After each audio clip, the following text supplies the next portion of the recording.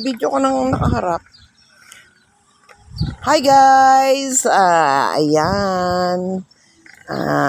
After nahatid namin sinakambal sa school, nag-walking kami ni Arlene, mga 2 to 3 blocks. At ito, nakarating kami sa park. Kaya nagsisiso ako ngayon.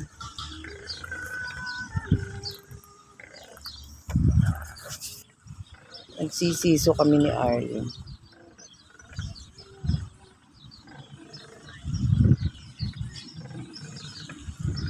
Ayan guys, nasa park kami. Hindi naman kagandahang park. Kasi ito lang yung malapit sa amin. May fountain, may siso, may... Ayan, 3 blocks away from our house. After namin may hatid sina Jumper sa school.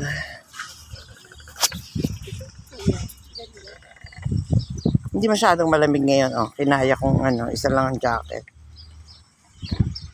See what am I doing? Tapos bigla akong tumalsik. Nagsisiso. Dati mahiluhin ako sa siso. Ba't ngayon? Kinaya ko naman.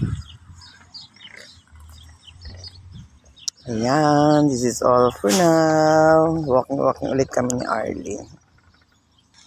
Pagdating namin sa bahay, magbe-breakfast na kami. It's, anong oras anak? What's the time? 9. It's 9 a.m. here.